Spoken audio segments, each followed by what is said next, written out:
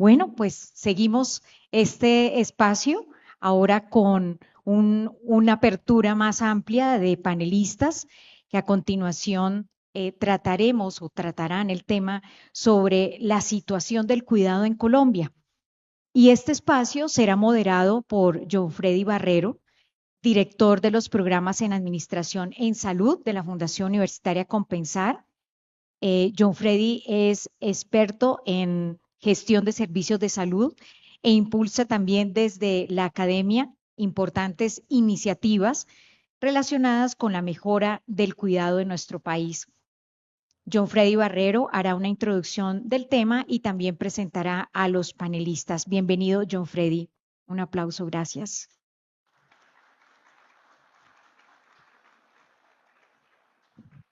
Gracias y muy buenos días para todos. Y agradecerle al doctor Santiago y agradecerle a ustedes por estar aquí. Agradecer también esta bella mañana, este sol que nos cobija, este sol que nos calentó esta mañana, esta hermosa vista que tenemos de las montañas, del norte de Bogotá, del occidente, del oriente. Disfrútenla y también es un acto de agradecimiento. Gracias a ustedes, John Freddy Barrero, y gracias, María Ligia, por la presentación. Me complace a mí iniciar este panel sobre un tema fundamental y es la situación del cuidado en Colombia. Una responsabilidad compartida que tiene el Estado y la familia y la sociedad en garantizarlo, pero hoy abordaremos una cuestión que atraviesa la vida de cada uno de nosotros, directa o indirectamente, porque cuidar no es solo un acto práctico, sino es un acto que sostiene el tejido social, cohesiona nuestra humanidad. Pero, ¿qué significa realmente cuidar? Para ustedes, ¿qué es cuidar? ¿Quién me dice qué es cuidar? ¿Qué es cuidar? Dedicación, amor, dedicación, constancia, tiempo, compromiso. Exacto. Entonces, cuidar es un acto profundamente humano. Prestar atención, proteger, garantizar el bienestar físico, emocional y social de otra persona, desde nuestros primeros años de vida hasta nuestra vejez. Hay dos cosas ciertas que pueden pasar en nuestra vida. Una, la conciencia de nuestra finitud, es decir, todos nos vamos a morir un día. Y otra, para mí, es que todos vamos a ser cuidados o seremos cuidados en nuestra vida. Es un hecho absolutamente cierto de nuestra vida. Entonces el cuidado nos conecta, nos sostiene en estos momentos de vulnerabilidad, como bien lo decía el doctor Santiago. Eh, Cuidar es una actividad que incluye todo lo que hacemos para mantener, cuidar, reparar nuestro mundo, la manera en que podemos vivir de la mejor manera posible. En Colombia, para iniciar este panel y llamar luego a los invitados, hay unos temas que hay que reflexionar y que hay que concientizar sobre este dato. Más de 2/3 partes del trabajo del cuidado no remunerado recae sobre las mujeres, lo que perpetúa unas brechas de género y una desigualdad económica. Según el DANE, 6.8 millones de personas en el país dedican más de 5 horas al día al cuidado de otros, muchas veces sin apoyo económico, social o emocional apropiado. Y al menos 13% de la población colombiana requiere cuidados especializados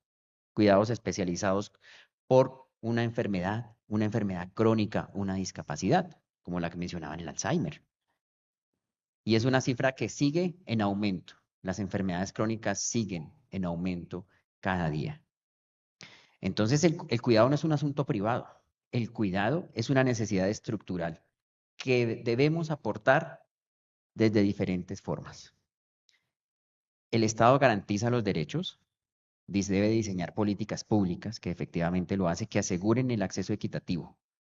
Pero necesitamos de nosotros reducir las desigualdades, reducir esas brechas que en este momento se presentan entre lo que existe normativamente y lo que representa para nosotros la realidad del cuidado.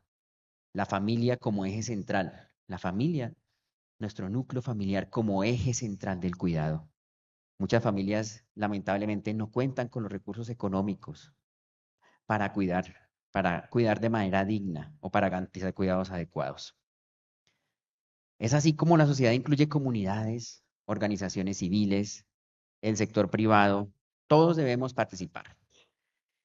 Sin más preámbulos, quiero presentarles a nuestros panelistas. Voy a leer una corta reseña de cada uno y los voy a invitar seguidamente al escenario.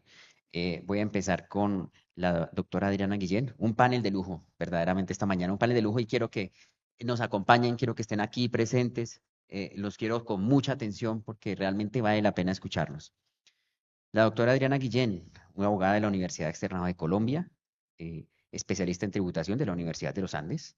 La doctora en su trayectoria se ha desempeñado como directora de la Agencia Nacional de Defensa Jurídica del Estado, ha sido magistrada auxiliar de la Corte Constitucional, fue asesora jurídica de la presidencia del canal de Caracol Televisión, magistrada auxiliar del Consejo de Estado, procuradora delegada ambiental y agraria ante la Corte Suprema de Justicia del Consejo de Estado, jefe de contratos de la Dirección Jurídica de la Universidad de los Andes y conjuez de la Corte Constitucional. Y actualmente se desempeña como presidenta ejecutiva de la Asociación Nacional de Cajas de Compensación, ASOCAJAS. Un aplauso para la doctora Adriana Guillén.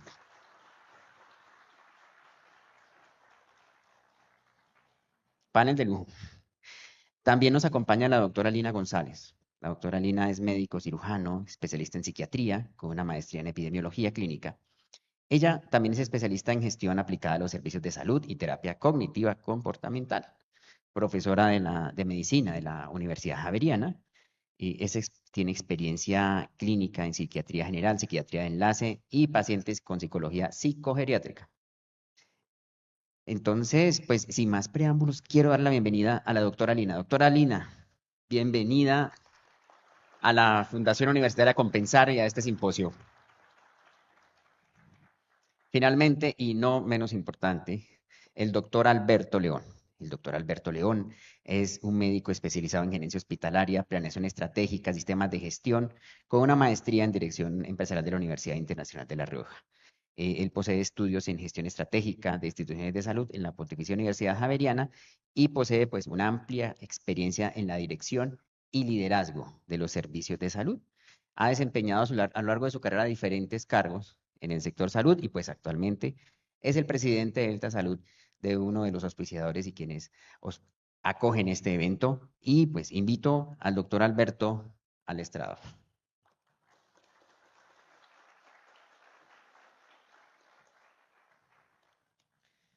Bueno, entonces tenemos un panel de lujo y sin más preámbulos vamos a iniciar. De nuevo les invito a que tomen nota, que estén atentos, porque lo que ellos tienen para decir, el conocimiento que ellos tienen es muy valioso y seguramente nos va a aportar muchísimo.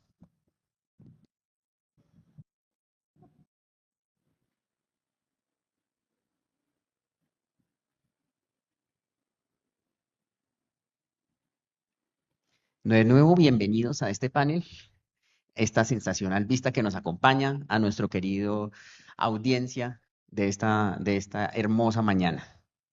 Vamos a empezar una pregunta para ambientar con la doctora Lina. La doctora Lina, y queremos preguntarle a la doctora Lina desde su experticia, tema de psiquiatría, psicogeriatría. ¿Considera usted que el marco normativo actual en Colombia responde adecuadamente a las necesidades de las personas cuidadas y sus cuidadores? ¿Y qué vacíos o desafíos debería priorizar el Estado para garantizar un sistema de cuidado más inclusivo y efectivo? Ok, primero muchas gracias y gracias por acompañarnos. Una de las cosas que yo hago, soy líder de salud y bienestar de la Fundación Saldarriaga Concha y nosotros nos dedicamos a dos poblaciones en particular, personas mayores y personas con discapacidad. ¿Por qué arranco con esto? Porque hay tres poblaciones objeto de cuidado en el mundo en general: los menores de 6 años, las personas mayores y las personas con discapacidad.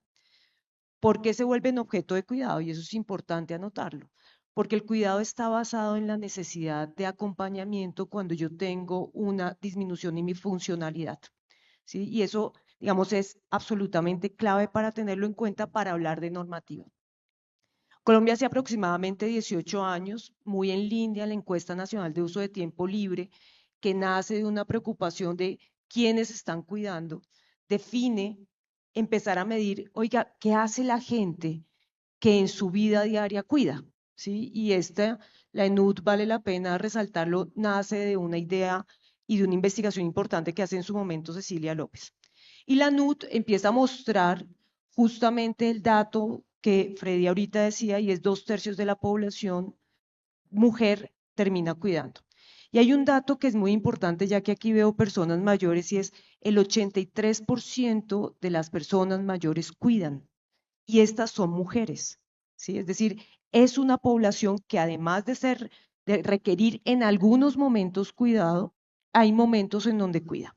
Entonces el país empieza en un ejercicio que ya venían empezando otros muchos países, en donde dice, venga, hay que abrir el tema de cuidado y hay que hablar de economía del cuidado. Y quiero pararme aquí en un punto, y es que Colombia dura cerca de 17 años en una discusión filosófica, ¿sí? Una discusión filosófica alrededor de las mujeres, alrededor de la economía del cuidado, que sin duda alguna es importante, pero que no abre paso a la acción, ¿sí? Como sí ocurrió en otros países como Uruguay, por ejemplo.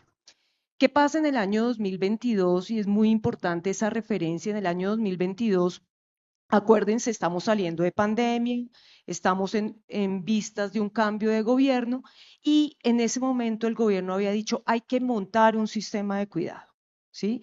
Ya teníamos la ENUD, ya teníamos la ley 14 algo, que yo no me sé muy exactamente las leyes, que habla de los temas de economía del cuidado, y en ese momento se define la Política Nacional de Cuidado, que nace en julio del 2022 y que a la fecha hoy es un borrador.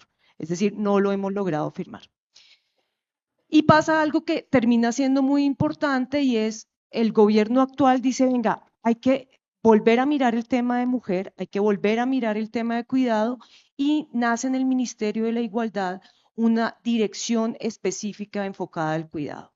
¿Por qué les cuento todo esto? Porque a veces no recordamos la historia, y la historia nos dice, Colombia sí viene pensando en cuidado hace mucho tiempo. De hecho, las encuestas en salud hoy preguntan de cuidado.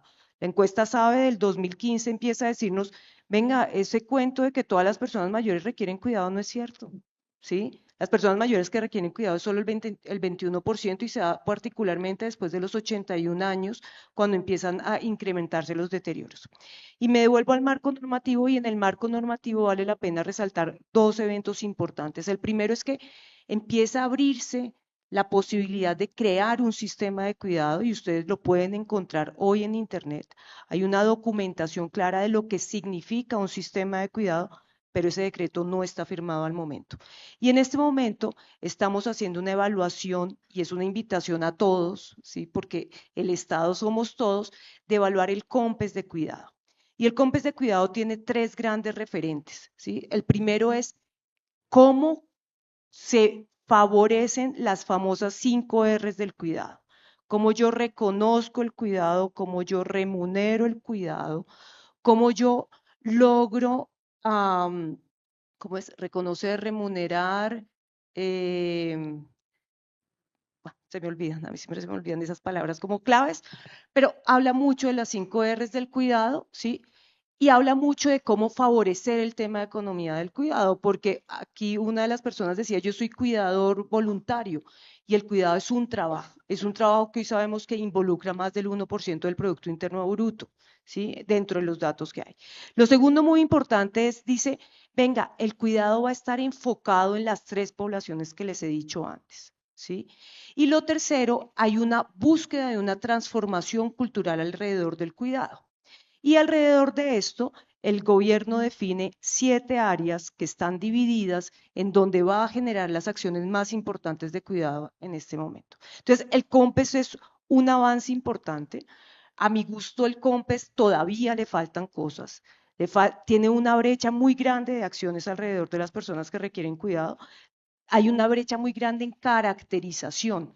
Un modelo legal no puede generarse si no hay una caracterización de quienes requieren de verdad cuidado y eso cuánto cuesta. Y hay un tercer punto que, si bien lo dejan demarcado, requiere un trabajo grande, y es la canasta de cuidado, ¿sí? Hoy sabemos todos a qué tenemos derecho en el sistema de salud, ¿sí? Así digamos que sí o no, hay un plan de beneficios, pero el sistema de cuidado hoy no tiene una canasta de cuidado y ese es un reto que el país tiene en este momento. Entonces, esto es como una mirada grande del marco normativo. Bueno, doctora, definitivamente muy interesante y una introducción verdaderamente importante, porque creo que la economía del cuidado es algo que efectivamente está en mora en Colombia y no se ha implementado lo suficiente y se requiere. Y en ese orden de ideas, y participa la doctora Diana Guillén, ¿cómo puede el Estado colombiano, a través de sus sistemas sociales, garantizar un acceso equitativo a esto que precisamente se refiere la doctora Lina, a un servicio, a un acceso equitativo a estos servicios de cuidado, especialmente en zonas rurales o con recursos limitados? Ah, bueno, buenos días a todas y a todos. Yo quiero saludar a la rectora de esta maravillosa institución universitaria, la doctora Margarita Añez, a nuestros empresarios de Delta, y que además ha sido parte del Consejo Directivo de Compensar, a todas las personas que hoy integran esta fundación y a Compensar, por supuesto, a todos sus directivos y a todos los colaboradores. Y es que yo, pues, soy abogada, como vieron. No soy experta en el tema de cuidado, soy experta en el tema de cajas de compensación familiar, pero lo hago con mucho orgullo estar aquí hoy porque las cajas de compensación son muy importantes hoy en día y pueden aportar mucho en el tema del cuidado, porque las cajas de compensación están hechas para llevar bienestar integral al trabajador colombiano y a su familia. Y resulta que el cuidado, según lo define la ley, tiene unos niveles en los cuales cada parte de la sociedad está involucrada. Y en primer lugar está la familia. Entonces dice que este sistema de cuidado arranca desde ese eje que es la familia. Y es la verdad, todas las familias colombianas hoy tienen a alguien que están cuidando o ustedes mismos están cuidando a alguien. Y por eso es tan importante este Sistema Nacional de Cuidado. Normativamente se ha tenido un desarrollo muy importante, porque, como lo decía Lina, en esta esfera del mundo del cuidado están las personas con discapacidad y obviamente hemos hecho o se ha abierto un camino muy importante desde el punto de vista normativo para tratar de integrar a las personas con discapacidad. Hay un camino muy importante en relación con la protección de los derechos de los niños. Y hay un camino muy importante en relación con la protección de las personas mayores. Sin embargo, una cosa dice la ley y otra cosa ocurre en el mundo real y sobre todo en zonas apartadas y en zonas dispersas. Porque si bien incluso la jurisprudencia ha tratado de distinguir lo que es el cuidado de lo que es un servicio asistencial de enfermería y un servicio médico, que son servicios distintos. Lo cierto es que hoy no entendemos muy bien qué pasa con el cuidado cuando ese cuidado tiene que realizarse desde la familia. Cuando hoy, cuando uno revisa el mercado laboral hoy, hay 14 millones de personas que se llaman personas inactivas, pero que en realidad no son inactivas. Están los niños que están en el colegio, están las personas que son mayores, que ya están en edad de retiro, están las personas con discapacidad, pero lo importante aquí es que dentro de esas 14 millones de personas, hay 7.8 millones de personas que están dedicadas a los oficios del hogar, de los cuales 7 millones son mujeres. Y son mujeres, como decía Lina, que están en 3 generaciones. Las baby boomers o las señoras, como yo ya me acerco allá, que son las señoras mayores de 59 en adelante, que no solamente son, como decías tú, eh, eh, que requieren un cuidado, sino que son las abuelitas que están cuidando a las hijas, a las nietas, que están cuidando a sus esposos discapacitados o a sus papás. Entonces, las cajas de compensación para mí aquí cumplen un rol muy importante. Nosotros hoy, desde hace muchos años, entregamos una cuota monetaria para esas personas mayores que no alcanzan a pensionarse. Pero además estamos destinando centros de cuidado para que esas personas mayores puedan ir y ocupar su tiempo libre, porque también cuando uno deja de ser productivo se empieza a enfermar y empieza a necesitar cuidado.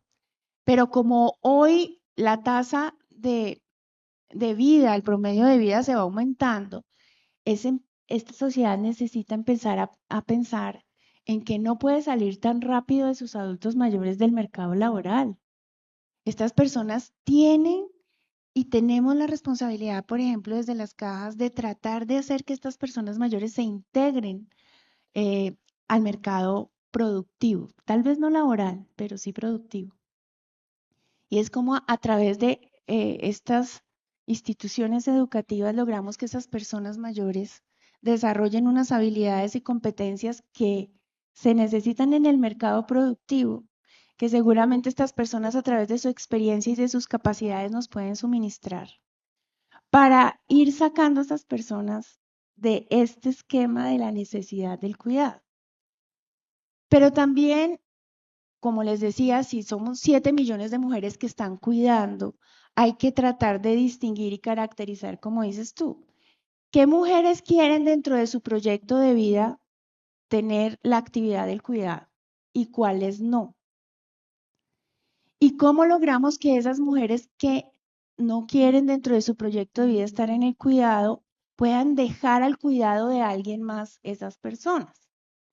Y ahí son proyectos muy interesantes porque creemos que los distritos, los municipios, el Estado sí se tiene que apersonar y crear esos centros de cuidado donde esas mujeres puedan llevar a esas personas que cuidan y dejarlas un día en una estancia corta o más días a esas personas al cuidado de alguien. Compensar ha sido pionera en eso. Compensar es pionera en eso.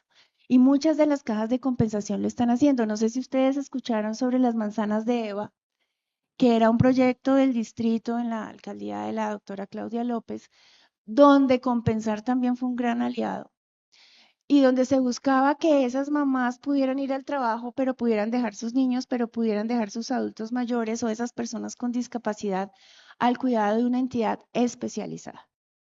Porque sí es necesario que haya calidad en el cuidado y es que las personas tienen que aprender a cuidar. Las vulnerabilidades no son iguales, las necesidades no son iguales y aunque el cuidado significa acompañamiento, no es lo mismo acompañar a un adulto mayor que tiene Alzheimer que a un adulto mayor que tiene cáncer, no es lo mismo. Entonces es necesario esa especialidad. Y las cajas de compensación están trabajando precisamente en eso. ¿Cómo hacemos más productivos a ciertos adultos mayores?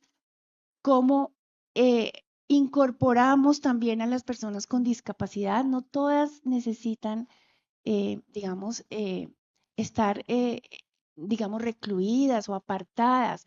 Estas personas también pueden tener proyectos de vida. ¿Cómo identificamos esos proyectos de vida y los ayudamos a integrarse a la sociedad y ser productivos? Entonces, yo estoy representando un modelo que son las cajas de compensación que están tratando de llegar precisamente a ese sistema de cuidado llevando capacidades. Adicionalmente, después de la pandemia, se creó un subsidio en las cajas de compensación, que es un subsidio para cuidadoras de personas con discapacidad. No sé si lo sabían, pero existe. Hoy en día tenemos dentro del sistema reconocidas a 60,000 personas con discapacidad y cuidadoras que están recibiendo ese subsidio. Pero ese subsidio, cuando se creó, perdón que me extienda, nosotros peleamos mucho con el Ministerio del Trabajo porque queríamos que el subsidio estuviera amarrado a una capacidad, a que nosotros le pudiéramos dar una capacidad a esa persona que cuidaba. No lo logramos, pero creemos que es necesario impulsarlo. Doctora Adriana, fabuloso. Tienes un...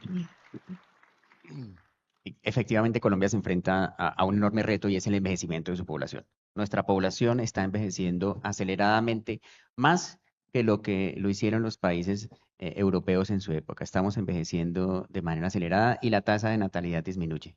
Y esto nos lleva a un reto muy importante, precisamente como lo refiere la doctora Adriana. Y aquí, pues, el doctor Alberto León, desde su experticia, su conocimiento como directivo, la experiencia que tiene en los servicios de salud, ¿cómo considera que el sistema actual podría integrar esta atención al cuidado, no solo como una extensión del acto médico, como lo decía el doctor Santiago esta mañana, sino como un pilar fundamental en la calidad de la atención en salud? Doctor Alberto, bienvenido. Gracias, John Freddy. Y ustedes no se imaginan el gusto que tengo de tenerlas a ustedes dos aquí sentadas. Son personas pues, la doctora Lina, eh, es muy difícil conquistarla para que ella se aleje un poquito de la fundación, un poquito de la Universidad Javeriana y venga a estos espacios, pero es fabuloso escucharla. Tiene un manejo y un dominio de todo el tema del cuidado. Y sé que desde la Fundación Saldarriaga Concha me deben estar mirando así de reojo diciendo es que se la va a llevar o que no, no. Doctora Lina, donde está muy bien. Ha hecho unas publicaciones además muy importantes en el país. Ha participado en una producción intelectual. Luego, los datos que aquí escuchamos son de primera mano. Entonces, le agradezco mucho por eso. Y la doctora Adriana, como presidente de Asocajas, ha reunido, porque además tiene una capacidad de convocatoria excepcional. La adoran en todo el gremio de las cajas de compensación familiar, pero no por sus atributos físicos que saltan a la vista, sino que la adoran porque ella tiene una capacidad ejecutiva impresionante y tiene un conocimiento desde el sentido y lo profundo del derecho,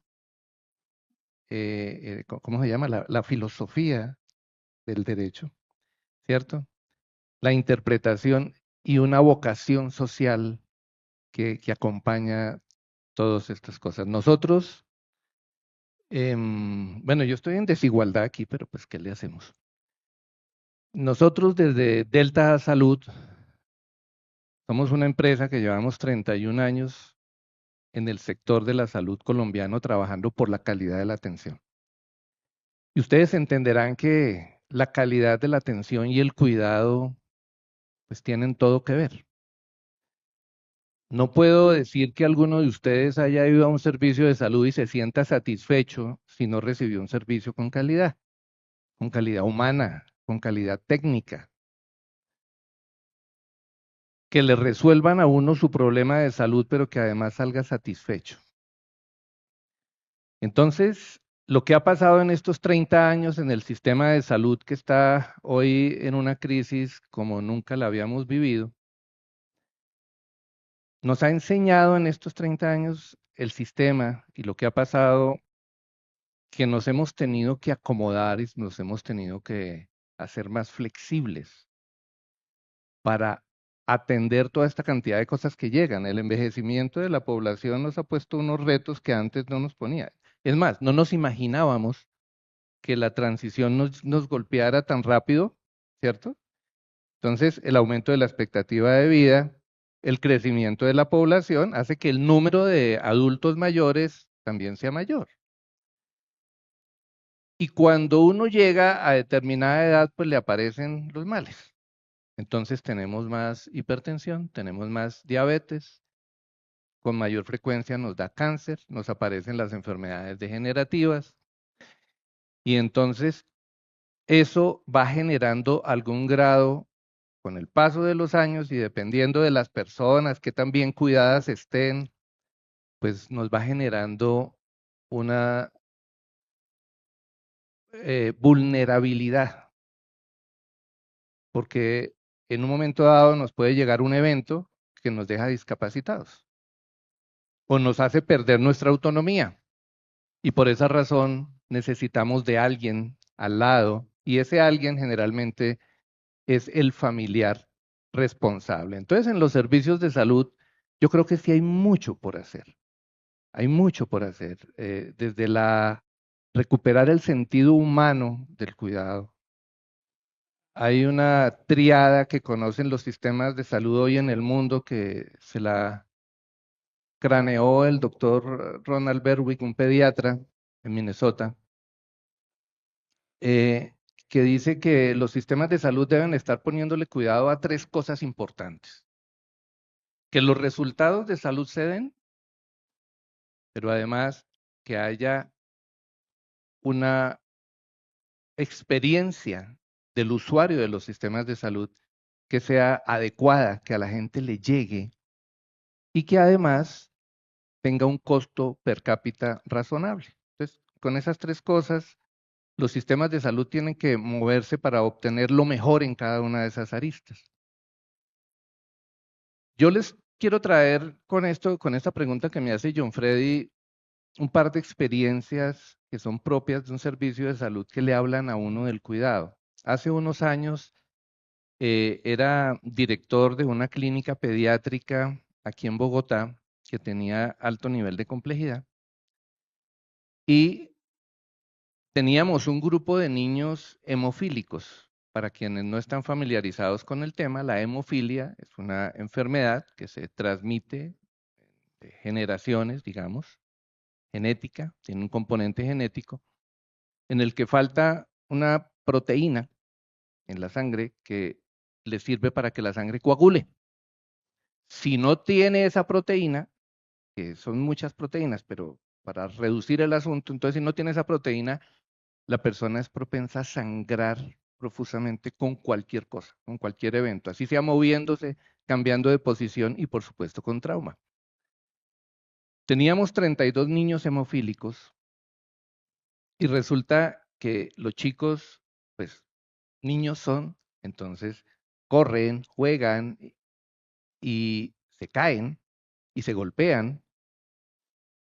Entonces fue necesario entrar en un programa que se llama de profilaxis con el factor. Hay diferentes tipos de factores, no los voy a aburrir con eso, pero una de esas proteínas que es la más frecuente es el factor 8. Medicamento costoso, bastante costoso. Y resulta que metimos a los niños en ese programa de profilaxis para aplicarle esto 3 veces por semana para controlar su propensión al sangrado. Pero nos dimos cuenta que si no controlábamos también el ambiente donde estaban, y no se trataba de decir no jueguen, no se trataba de decir no corran, porque son niños. Entonces, había que capacitar y había que formar y mejorar las competencias de los cuidadores de esos niños y había que transformar los espacios, los ambientes. Y había niños que vivían en unas veredas, ¿cierto?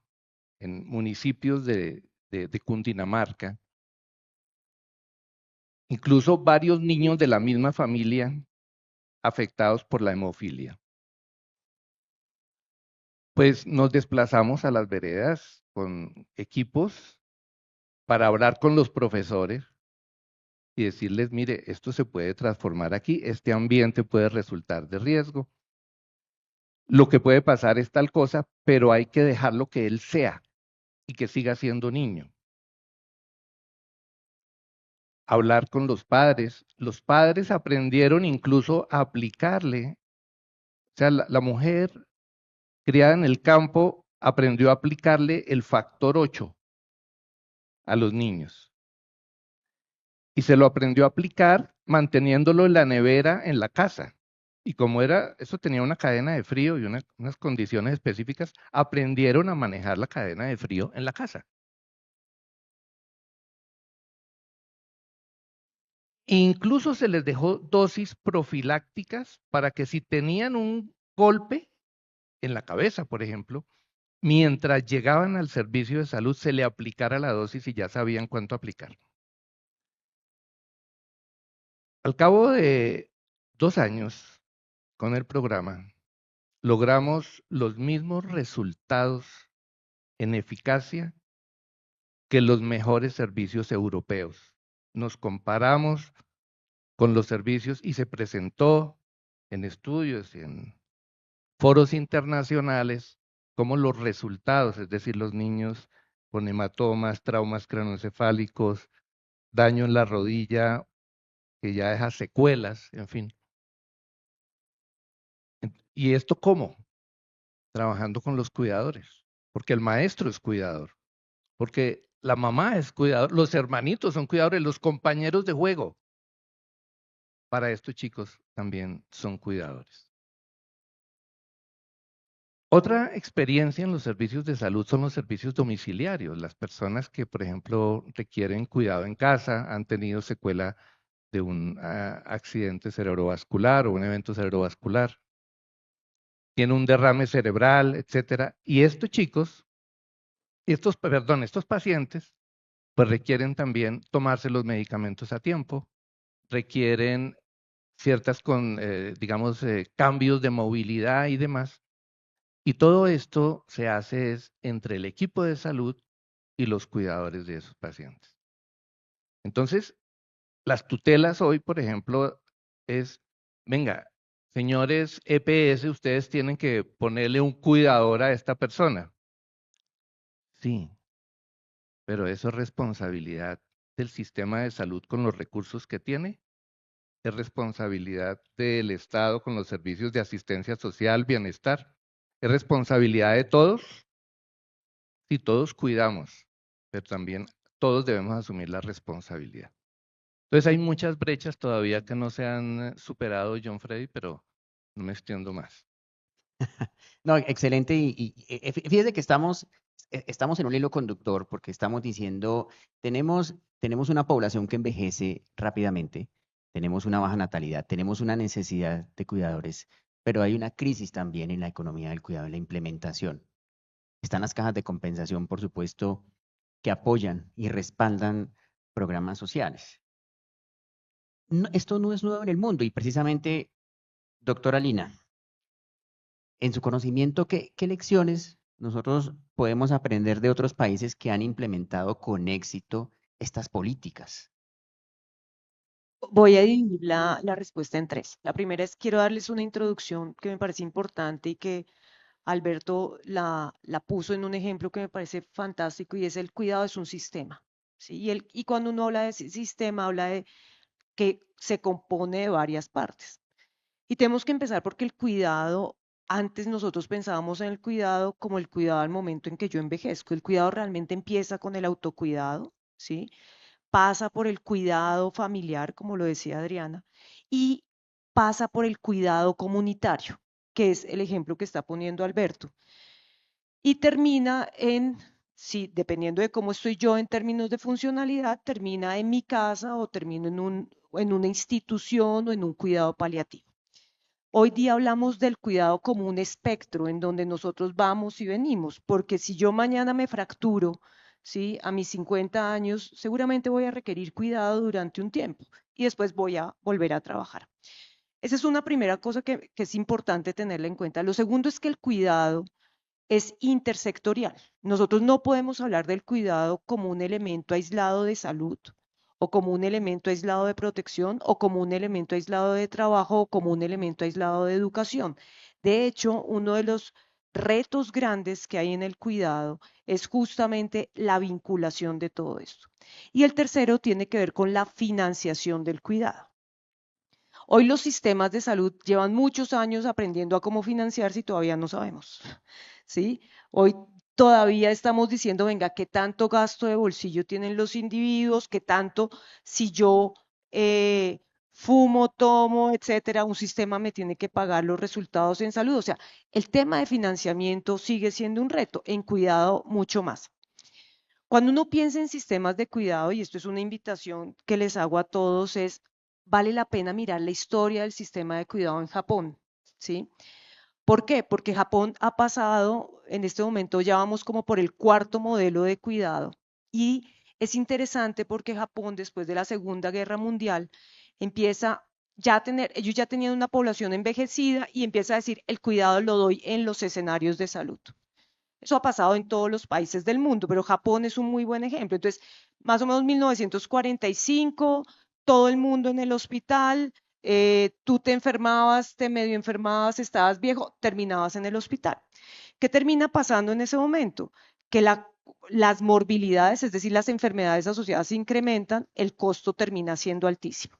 Entonces ellos dicen, no, el cuidado no puede ser de salud, el cuidado es en casa.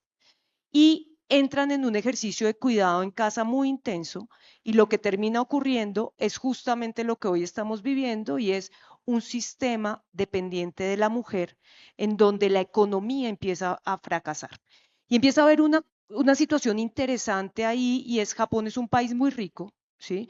Y Japón dice, venga, traigamos gente que cuide.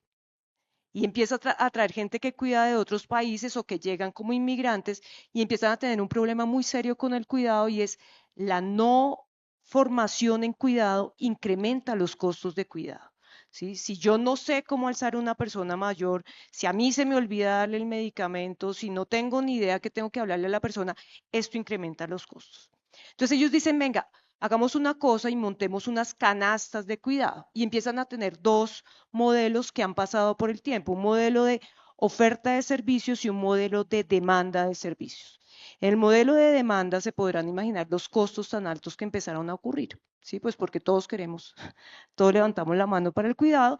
Entonces ellos dijeron, no, caractericemos y miremos qué es lo que necesita la gente de verdad. Entonces hoy ellos tienen un modelo de oferta de servicios en donde les entregan a las personas unos servicios particulares que les dan opciones de manejo dependiendo de la funcionalidad. ¿Y qué pasó? Que esto no ha sido suficiente.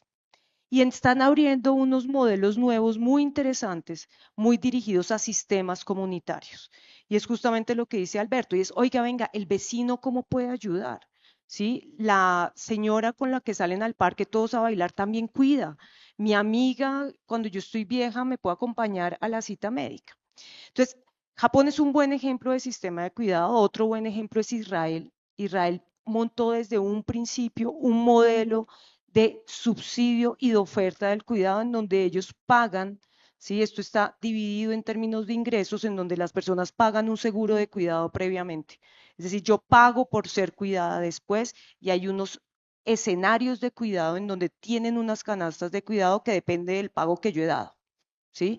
Y las personas que no tienen tanto ingresos tienen unos subsidios que no logran adquirir los mismos servicios. Otro buen ejemplo es Alemania. Alemania ha venido haciendo unas modificaciones en los temas de cuidado, y el tema de inmigración termina siendo muy relevante, porque los inmigrantes se han vuelto los cuidadores más importantes de estas personas, y son inmigrantes que han requerido mucha formación. Alemania ha venido trabajando duramente en esto, tiene también un sistema de oferta de cuidado, pero quiero decir con todo es que hoy no tenemos el mejor sistema en ninguna parte. Uruguay en Latinoamérica es un ejemplo para nosotros, pero cuando ustedes se ponen a mirar con lupa el ejemplo del sistema de cuidado de Uruguay, es interesante porque Uruguay dijo un día, parémosle a la filosofía y montemos esto, ¿sí? Y empezaron a trabajar un sistema de cuidado en niños, pero todavía están haciendo caracterización. Y tenemos que tener en cuenta que Uruguay es un país muy pequeño, con muchos ingresos, y que todo esto nos lleva a algo, y es Colombia necesita su propio sistema de cuidado con las particularidades del país, con la geografía del país y con los referentes del país. Y voy a cerrar con una última cosa, y es, un sistema de cuidado no es de un gobierno, un sistema de cuidado es del Estado y es de nosotros, comunidad, y empieza con nosotros como individuos cuando nos autocuidamos y disminuimos las necesidades de cuidado a largo plazo. Doctora, fantástico porque fíjese, usted decía un ejemplo, nosotros no estamos en Dinamarca, no todos sabemos que estamos en Cundinamarca, pero y esto nos lleva a unos retos enormes en los temas del cuidado, de cómo llegamos a la gente, cómo un sistema de cuidado llega. Características como el tamaño del país, los ingresos per cápita, la geografía, influyen muchísimo en qué características. Y también lo decía el doctor Alberto, nos encontramos en una crisis en el país sin precedentes en el sistema de salud, que nos lleva a un escenario muy retador. Hay posibilidades y rescato algo también, doctora Lina, y es que es necesario que el cuidador se capacite, que el cuidador se forme para evitar precisamente mayores costos en el tema del cuidado. Y en ese orden de ideas, en Colombia las familias desempeñan un rol fundamental en el sistema del cuidado. Doctora Adriana, ¿qué medidas serían necesarias para dignificar ese trabajo del cuidador, para garantizar ese bienestar del cuidador? Bueno, yo para venir acá estaba leyendo unas sentencias recientes de la Corte Constitucional, y lo interesante aquí es que ya se está hablando de que el cuidado es un derecho fundamental y un derecho fundamental autónomo, que eso desde el punto de vista de la Constitución colombiana es muy importante, muy importante. Y adicionalmente cuando leía eso, estas sentencias de la Corte, ellas dedican mucho tiempo al cuidador, porque no solamente el cuidador requiere prepararse, sino que también requiere ser sostenido, porque el cuidador genera muchos sentimientos frente al cuidado, genera sentimientos de culpa, creo que ayer hablábamos de eso, es la culpa de no poder cuidar bien o la culpa de que me dé rabia o me dé angustia o me deprima por cuidar, me genera culpa. Entonces, el cuidador sí necesita de verdad también un sistema de apoyo y de cuidado. La posibilidad de que sea una decisión cuidar es muy importante y no que me toque cuidar. Pero para que no me toque cuidar, el Estado tiene que entrar y el Estado tiene que entrar de manera activa, entendiendo que el cuidado debe ser parte de una política de salud pública. Hoy en día el cuidado no está previsto dentro de ese plan de beneficios que conocemos de salud. Está prevista la asistencia de un enfermero, está prevista la asistencia médica, pero no está prevista dentro del plan de salud la posibilidad de buscar un cuidador. Y de hecho, por eso han aumentado tanto el número de tutelas para los temas de cuidado. Porque se dice que solamente puede entrar en el plan de salud si existe una orden médica que así lo prescriba y lo vuelva necesario. Y la Corte Constitucional ha llegado a la conclusión de que eso no depende de la orden médica, sino depende de la historia clínica. Y dice, y uno de esos casos es el caso de un niño, Emilio, es un niño autista, que lo cuida la abuelita, pero la abuelita no tiene la capacidad física para llevarlo a las citas de control. Entonces la mamá demanda porque dice, yo trabajo, gano el salario mínimo, no puedo dejar de trabajar para acompañar a mi hijo. La abuelita, que es la que cuida a Emilio, no tiene la capacidad física para llevar a Emilio a las consultas. Y en ese caso, la Corte Constitucional decreta como una obligación de la EPS proveer a un cuidador para que acompañe a la abuelita y al niño a las citas médicas. Pero ojo, el sistema de salud está quebrado.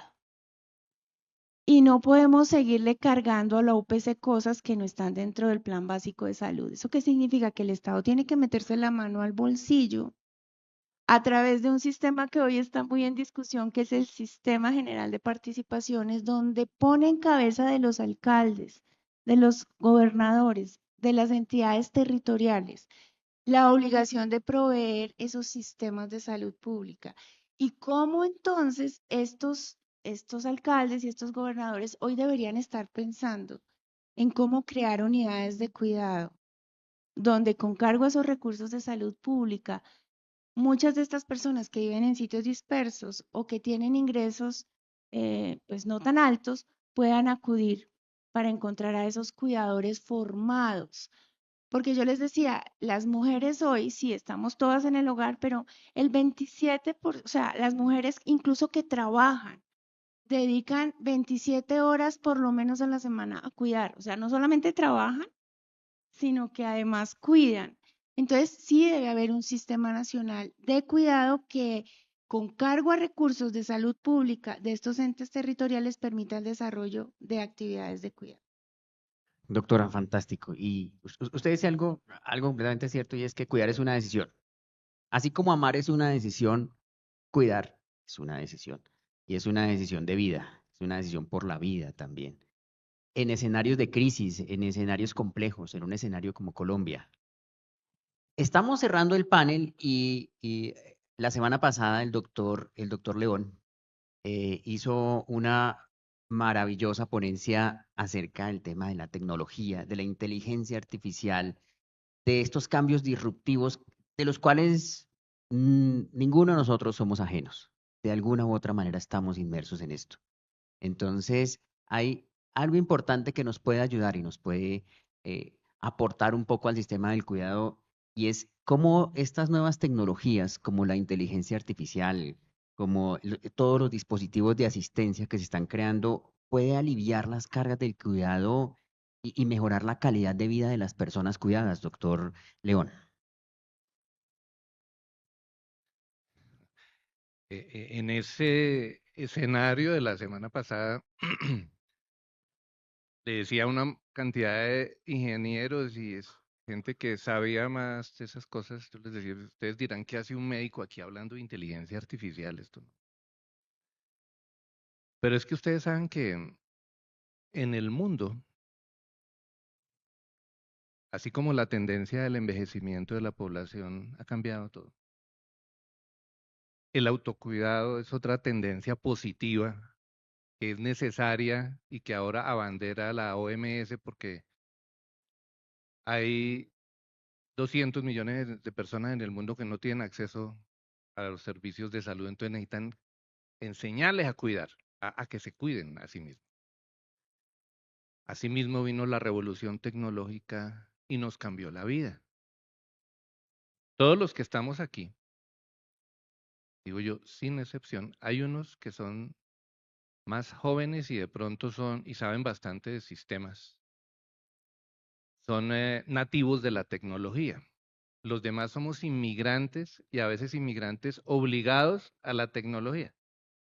Llegamos y caímos en paracaídas, nos llegaron los celulares, nos llegó todos 30 años que llevamos a un ritmo muy, muy acelerado. Yo lo veo positivamente. Lo que pasa es que estas cosas uno las puede ver de diferentes maneras. Pero es indudable que la tecnología debe estar al servicio de nosotros y no nosotros al servicio de la tecnología. Santiago les mostraba a ustedes qué pasa cuando uno está pero no está, por estar pendiente del celular. Lo hemos hablado con mi señora, aquí Patricia. Si salimos a almorzar, si nos sentamos a comer, no hay celular, punto. Y así ya crecieron nuestros hijos y lo aprendieron.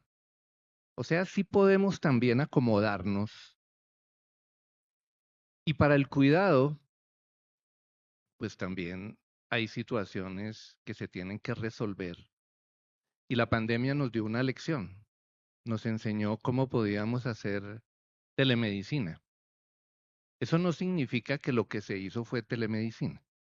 Lo que se hizo fue improvisar, coger llamadas telefónicas, mirar si podíamos entrar por Zoom, a ver si podíamos resolver el problema de la persona a distancia. Eso no es telemedicina, eso es improvisación.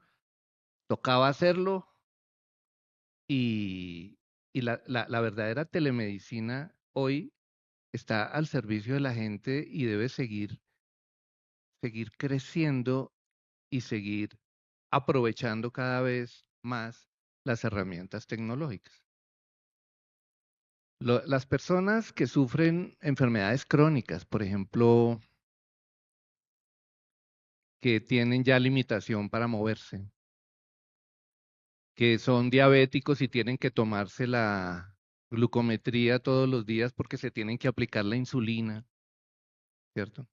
Pues ya tienen otro tipo de tecnologías a su servicio. Ya les hablaba yo de la aplicación. Hay una aplicación que conocimos hace unos años en la empresa de tecnología israelí también, que se llama Binah. Tú miras 30 segundos la pantalla de tu celular y te está determinando tu frecuencia cardíaca, frecuencia respiratoria, tensión arterial, nivel de estrés, y te está determinando ya los niveles de hemoglobina glicosilada, la glucometría, y están registrando en la FDA para que tenga aplicación de grado médico otras dos variables. Una de ellas es el nivel de alcohol en sangre. Solamente con mirar la pantalla. a través de unos sistemas de fotopletismografía. No es magia, es fotopletismografía. Entonces, imagínense ustedes eso conectado a dispositivos que hoy tenemos en nuestros hogares. O no le decimos acaso, Alexa, recuérdame que tengo que tomarme una pastilla a las 12 del día, ¿no? O todos los días recuérdame que tal pastilla es a las 8, tal pastilla es a las 3, tal pastilla es a las 9. ¿Cierto? Lo podemos hacer, ya la tenemos ahí. Siri y Alexa, ahí entre ellas dos se bandean para hacer más cosas. Y la telemedicina hoy tiene la posibilidad de utilizar estas tecnologías de IoT y hacer analítica y mandársela a los sistemas de salud. A ver cómo es la tendencia cómo se puede predecir ciertos comportamientos de enfermedad para más adelante. La inteligencia artificial no es solamente ChatGPT. Y el ChatGPT hay que dosificarlo muy bien y hay que entender las limitaciones que hoy todavía tiene, pero puede ser una herramienta formidable cuando se utiliza debidamente. No para reemplazar al médico, ojo, y no es porque yo sea médico, que no es que no quiero que me reemplacen, porque todavía la tecnología no está para eso. Pero sí puede ayudar a la toma de decisiones y hay mucho software que permiten, por ejemplo, la persona comienza a tener unos síntomas en casa y no sabe qué es, y está mareada y le duele el pecho, lado izquierdo, sospecha que puede ser el corazón, pero no se puede mover. Entonces simplemente tocando la pantalla puede activar un sistema de geolocalización, allí puede llegar la ambulancia, le puede enviar el mensaje a un cuidador, al servicio médico, para decirle esto está pasando y mirando la pantalla o con algunos otros elementos que puede tener allí, le puede enviar el trazo electrocardiográfico y los signos vitales del paciente. Entonces, son herramientas que podrían estar al servicio de un sistema cuidador, persona cuidada, pero cuando piensa uno en estas cosas debe tener en cuenta otras varias. Uno, estamos en Colombia, tú lo decías, Cundinamarca, no Dinamarca. Dos, la conectividad en el país. En este país hay más celulares que personas, pero no en todos los sitios hay suficiente conectividad. Tres, la disponibilidad de estos dispositivos, me perdonan la redundancia, pero la posibilidad de acceder a estos dispositivos también hoy es todavía costosa. La tecnología todavía lo es. Y hay otro problemita, y es que todavía no estamos entrenados para eso. Entonces, las facultades de medicina, y eso lo he comentado en otros foros, en otros escenarios, las facultades de medicina hoy todavía no están formando a los profesionales de la salud para optimizar el uso de estas tecnologías. Así que están aquí, se pueden usar. Con telemedicina cada vez las iremos usando más, pero todavía tenemos esas restricciones, John Frey. Bueno, fantástico y agradecer al doctor Alberto y a este panel realmente maravilloso que nos lleva a unas conclusiones importantísimas. Estamos en una situación crítica, la presión sobre el cuidado crece, la población cambia, los sistemas de salud demandan, se ven sometidos a mayor presión, tanto económicas como sociales y demás. Pero tenemos algún factor coadyuvante como la tecnología, la capacitación, el cuidar al cuidador. Y por eso estamos aquí. Quiero agradecer definitivamente por toda esta información y espero que para ustedes haya sido muy útil. Agradecer a la doctora Lina Lina María González, a la doctora Adriana Guillén y por supuesto al doctor Alberto León esta maravillosa intervención y quiero que por favor les den un fuerte, fuerte, fuerte aplauso.